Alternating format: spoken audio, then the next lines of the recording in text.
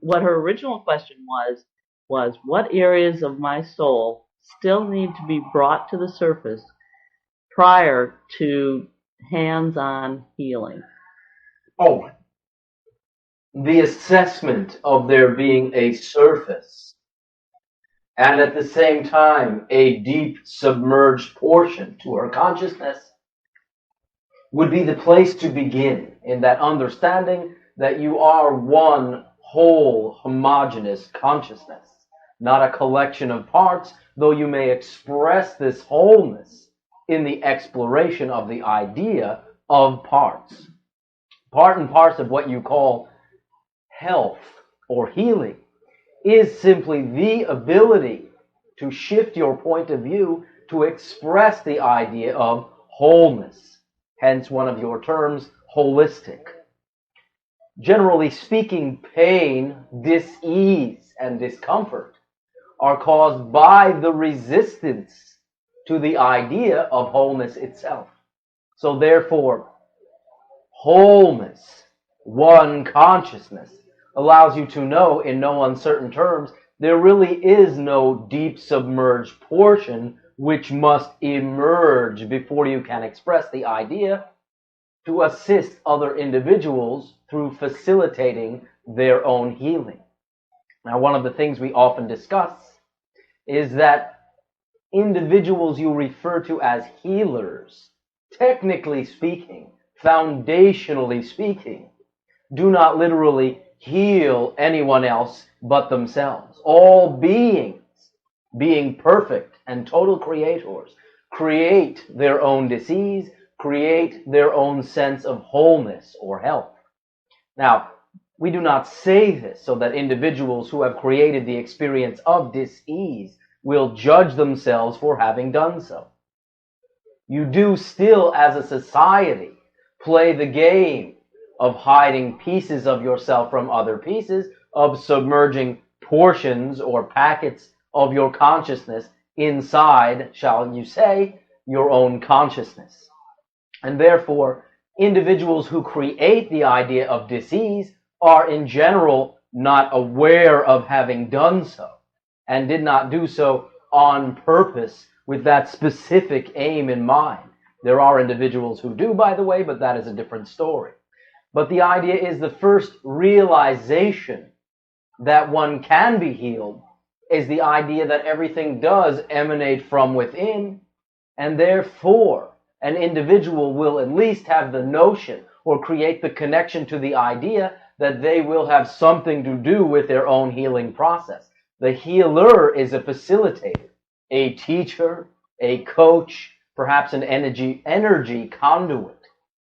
But the idea being that they really provide the atmosphere whereby an individual will heal themselves, will find it more acceptable to create what you call the cure, to create the restoration of health, and then often then credit the healer for having done the actual work.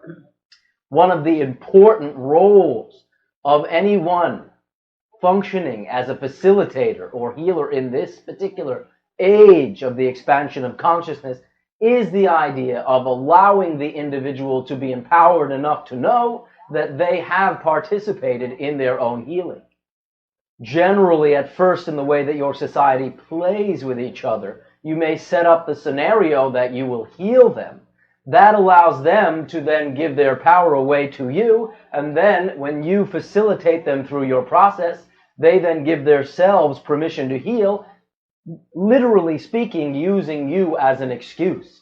So if at the end of that process you were to do them the service of saying, oh, by the way, you did all the healing, you are truly giving the full benefit of your service, which is to assist individuals to re-empower themselves, to experience themselves as whole beings. And when you do allow yourself to come to the conception that you are a whole being and begin to prove it to yourself, dis-ease cannot exist in that atmosphere.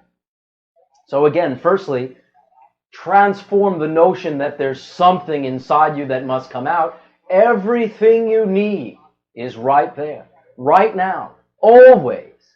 And if you are willing to say, I always know what I need to know when I need to know it, you will then zone in or hone in on what you need to know and begin to trust what you get, which is part 2.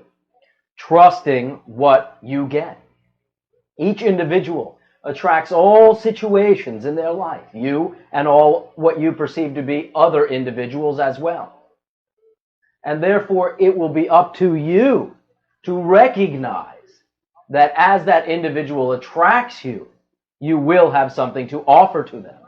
Now, being the best you that you can be is being willing to give your unique perception, your unique opinion. Putting that out there is really your only job. Trusting who you are, trusting what you get, allows you to be most consciously of service to others, but also to yourself. So when you enter what you call a healing situation, and your intuition begins to provide you with things, if you are willing to act upon those things, share those things, trust that the very form in which something occurs to you is the perfect form in which the situation warrants your participation, then your level of success, as you sometimes label it, will begin to seem to increase exponentially. Realizing that you are a whole being and trusting what you have to uniquely offer as being the thing that any individual who attracts you attracted you to reflect back to themselves. So for starters, that will do. Is there anything else? Well, that was basically the Evelyn question. And it's interesting that I had heard that you took it differently than I had taken the question. It's funny because I took it that prior to hands-on healing that she was going to go to a healer. And I think you addressed it more as that she was going to be doing hands-on healing. She is also the healer. Yes. But it is both. Yes. Yeah.